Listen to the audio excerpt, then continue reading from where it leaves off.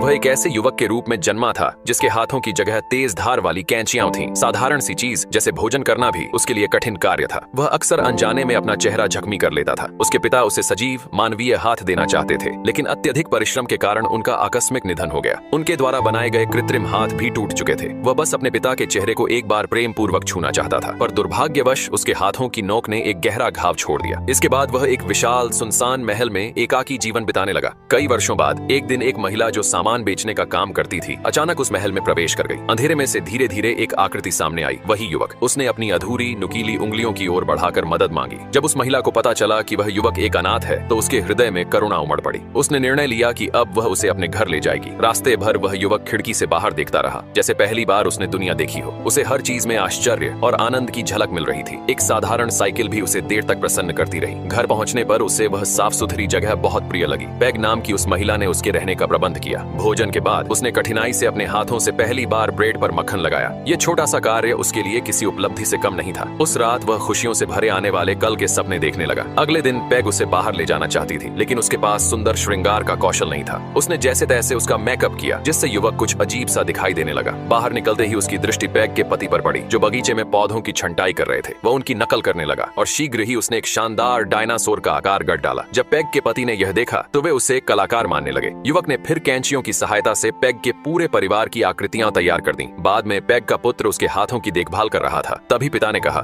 इनमें मशीन ओनियल लगा दो, वरना ये जंग खा जाएंगी। धीरे धीरे आस पड़ोस के लोगों को जब पता चला कि पैग के घर एक बागबानी में निपुण व्यक्ति आया है, तो उन्होंने उसका अभिनंदन करने के लिए एक छोटी सी पार्टी रखी। सभी मेहमानों ने एक दूसरे से हाथ मिलाया, लेकिन जब बारी युवक की आई तो सब चुप हो गए। वह स्वयं ही एक कोने में खड़ा हो गया और अकेले अपने विशेष हाथों से बारबेक्यू बनाने लगा। उसी समय एक बुजुर्ग व्यक्ति उसके पास आए और बोले, मैं भी विकलांग हूँ। युद्ध के दौरान मेरी कमर में चोट लगी थी, लेकिन मैंने कभी इसे अपनी शक्ति में बाधा नहीं बनने दिया। लोग क्या सोचते हैं इसकी परवाह मत करो। उन शब्दों में उसे संबल मिला। और फिर जब पड़ोसी उसे अपने हाथों से भोजन कराने लगे, तो पहली बार उसे सच्चे अपनापन और प्रेम का अनुभव हुआ।